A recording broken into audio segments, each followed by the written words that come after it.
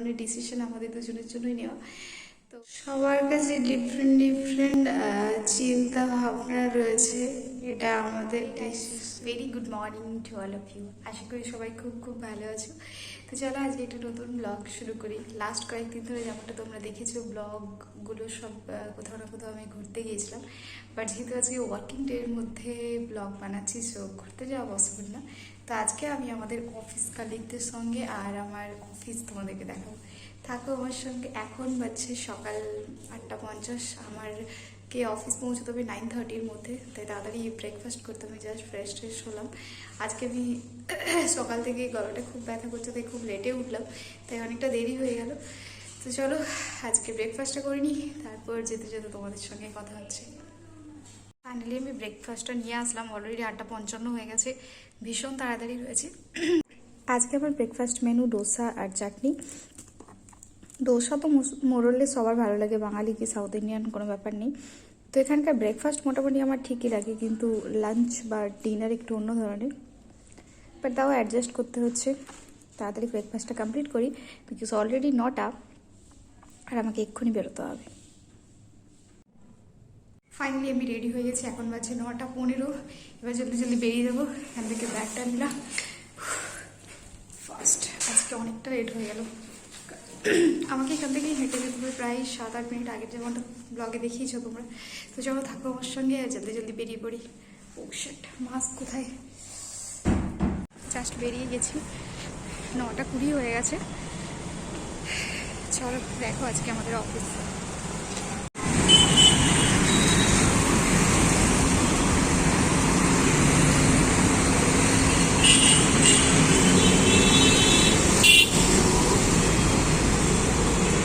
এখন বাজে just 9:31, 1 minute late আমি আজকে। এখনও কেউ আসেনি। এটা হচ্ছে আমার অফিসের ডেস্ক। ওখানে বসে আছে রাহুল ভাইয়া।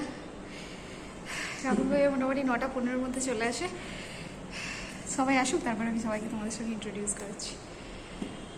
আর আমি 8 মিনিট হেঁটে এসেছি, পুরো গরমে ঘামছি। সকালবেলা মনে হচ্ছিল ফিভার, এখন এত গরম।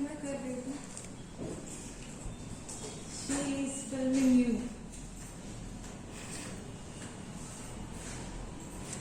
No, not me. You haven't asked for my consent. এটা আমাদের লাঞ্চ টাইম, সবাই বসে গেছে খেতে। আমি এখন ইন্ট্রোডিউস করাচ্ছি আমার কালিগদের সঙ্গে তোমাদেরকে। Hi, I'm Banshree's colleague. They're having a great time eating our regular vegetarian food today. Raju sir is there, Marine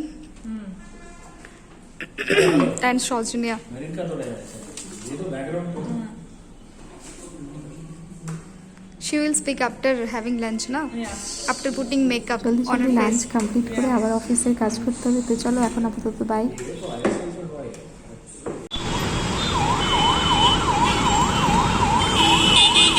just আমি অফিস থেকে বেরোলাম, ওভারব্রিজে রয়েছি। এখান থেকে যেতে যেতে আমি 2 মিনিট দাঁড়িয়ে যাই। See the whole traffic.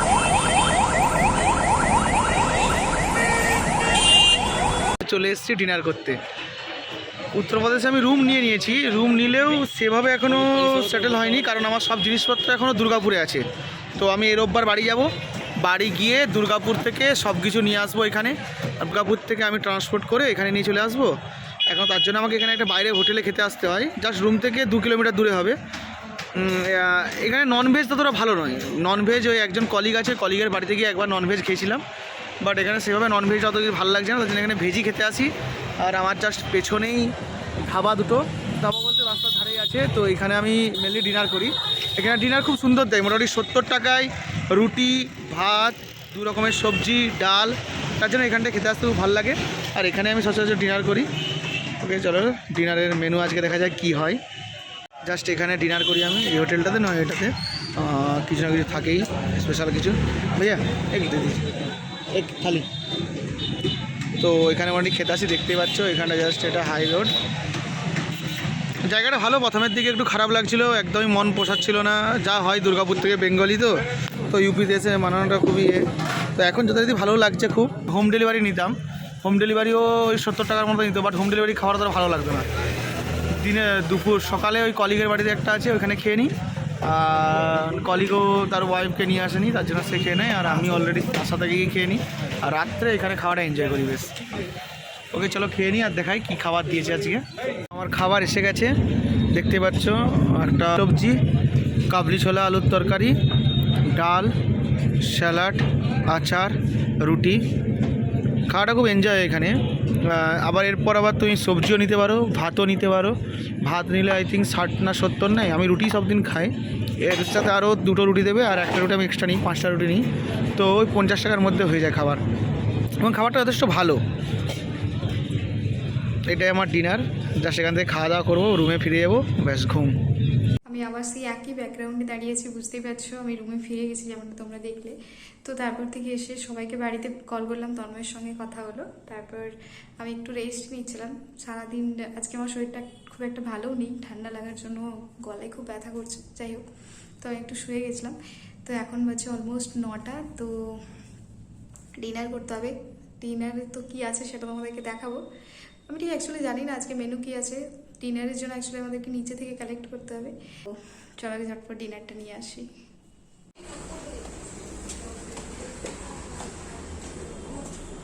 খাবার নিয়ে আমি এখন উপরে যাচ্ছি, কারণ খাবার অলরেডি নেওয়া হয়ে গেছে, অনেকটা দেরি হয়ে গেছে। আগে উপরেই খাবারের ব্যবস্থা থাকতো, কিন্তু এখন নিচে হচ্ছে। তো এখানে আমরা গেটের সামনে জুতো টুতো খুলে রাখি, তারপর আমি হলটা দেখাচ্ছি। এটা আমার হচ্ছে মেসের হল রুমটা, ডাইনিং রুমটা বলতে পারো। এখানে ভেতরে থাকে ওনাররা, আর ওখানে একটা রুম আছে। এটা তো আমার রুম, বুঝতে পারছি। অপোজিটে আরেকটা রুম, এখানে একটা রুম আছে। এই যে ওয়াশরুম আছে, প্রতিটা রুমের সঙ্গে অ্যাটাচড ওয়াশরুমও রয়েছে। আমি এবার দরজাটা খুলবো।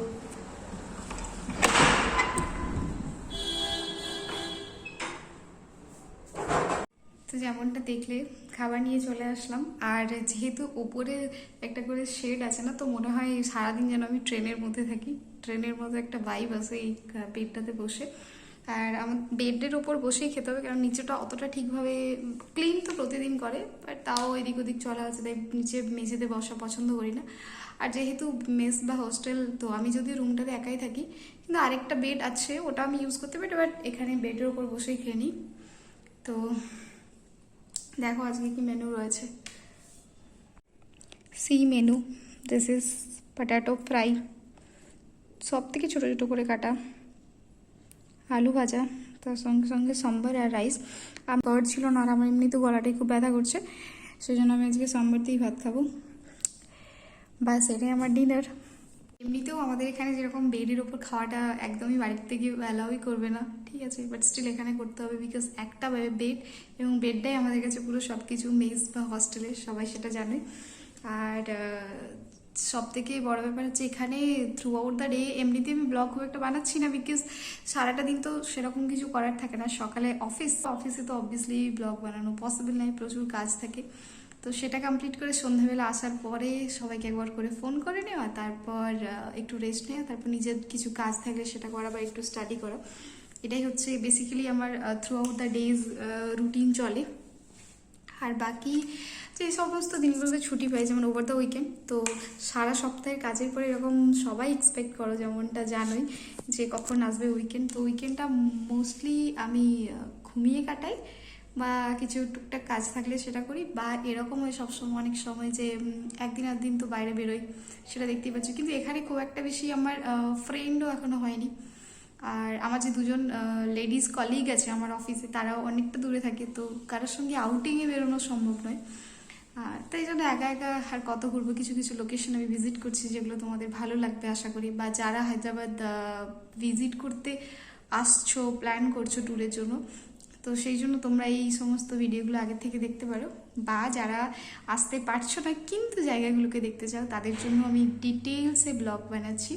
তবে হ্যাঁ, আমি একটা ভিডিও নিয়ে আসবো, সেখানে তোমরা কিভাবে হায়দ্রাবাদ পৌঁছবে এবং তারপর কিভাবে পুরো শহরটাকে ঘোরার জন্য প্ল্যান করবে, সেটা এই সপ্তাহের এন্ডে আমি দেখাবো, যে most visiting place in Hyderabad. আর আগেরবার যখন ট্রেনে আসছিলাম, আসার সময় একটা জিনিস স্টাডি করলাম, মানে দুবারই আমি প্রায় তো 4বার জার্নি করে নিলাম এখান থেকে হায়দ্রাবাদ। ইনিশিয়ালি মায়ের শরীর খারাপ ছিল সেই জন্য। তো তখন যেটা দেখলাম সেটা হচ্ছে যে ট্রেনে 80% লোকজন হায়দ্রাবাদ আসে শুধুমাত্র ট্রিটমেন্টের জন্য, ঠিক আছে। এখানে এআইজি খুব বড় হসপিটাল, যেখানে পেটের সমস্ত রোগের ট্রিটমেন্ট করা হয়। তো পিপল আসে এখানে ডক্টর দেখানোর জন্য। এআইজি আমার থেকে খুব একটা বেশি দূরে না, এখান থেকে কয়েক কিলোমিটারের মধ্যেই সোমাজিগুড়াতে রয়েছে। তো সেখানে আসে এবং সবাই এরকম করে যে ট্রিটমেন্ট করার পরে আশেপাশটা ঘুরে তারপর যায়, কারণ সবাই তো হাতে প্রায় 10 দিন টাইম নিয়েই আসে। তো সেই জন্য আমি সেটার উপর একটা ভিডিও বানাবো, যেখানে কোথায় কোথায় জায়গা ঘুরতে পারবে এবং কিভাবে যেতে পারবে খুব কম খরচে, অবভিয়াসলি যে কীভাবে তুমি ভালোভাবে এক্সপ্লোর করতে পারবে। তো আমি সেটার উপর একটা ভিডিও বানাবো। আশা করি আমার ভিডিওটা থেকে কিছুটা হলেও হেল্প পাবে, বা যাদের বাড়ি থেকে একটু ভ্রমণের টেস্ট নিতে ইচ্ছে করছে তারা প্লিজ আমার ভিডিও দেখো, আশা করি ভালো লাগবে তোমাদের। আর I really need your support, please do like share and subscribe my channel যদি ভালো লেগে থাকে, ঠিক আছে। তোমরা যদি সাপোর্ট করো না, নতুন নতুন ভিডিও বানাতেও ভালো লাগে। যাই হোক, ইটস আপ টু ইউ, যদি ভালো লাগে তবেই do like share and subscribe, বাকি তো তোমাদের ব্যাপার। তো চলো ডিনারটা করে নিই, তারপর খেয়ে দিয়ে কথা বলছি। জাস্ট আমি ডিনার করে উঠলাম, আর তার সঙ্গে সঙ্গে তোমরা দেখলে তন্ময় কীভাবে ডিনার করছে, সেটাই আমাদের লাইফস্টাইল এখন। যাই হোক, ও ওখানে রয়েছে, আমি এখানে রয়েছি।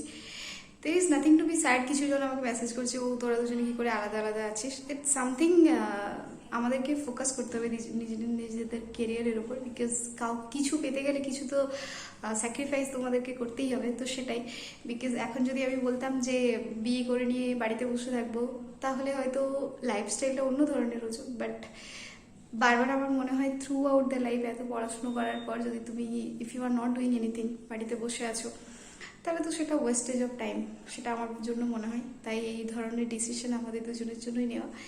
তো সবার কাছে ডিফারেন্ট ডিফারেন্ট চিন্তা ভাবনা রয়েছে, এটা আমাদের ডিসিশন। আর এখানে খারাপ লাগার কিছু নেই, অবভিয়াসলি খারাপ লাগার একা একা থাকতে গেলে সবার খারাপ লাগে, কিন্তু we can manage and we have to sacrifice to get something good.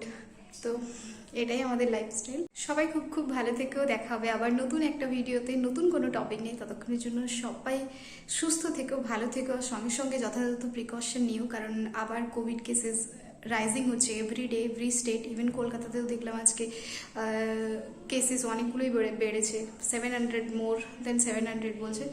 তো যাই হোক, what ever it is the situation, because আজকালকার দিনে মানুষকে বেরোতেই হবে কাজের জন্য, নিজের খাবার থাকার জন্য, এভাবে তো চলতে পারে না। So Covid is kind of new normal for us, but তাও যথাযথ প্রিকশন নাও, ওয়্যার মাস্ক, আর যতটা সম্ভব সবার থেকে দূরত্ব বজায় রাখা ততটাই করো। জানি ইটস রিয়েলি ডিফিকাল্ট, কারণ সেম অফিস স্পেস বলো বা যেভাবেই বলো রাস্তাঘাটে, সত্যিই আমরা হয়তো পারবো না একজন থেকে আরেকজনের জন্য সেইভাবে ডিস্টেন্স মেনটেন করতে, but you can wear mask. So মাস্কটা যতটা সম্ভব যখন ট্রাভেল করছো ততক্ষণ পরো।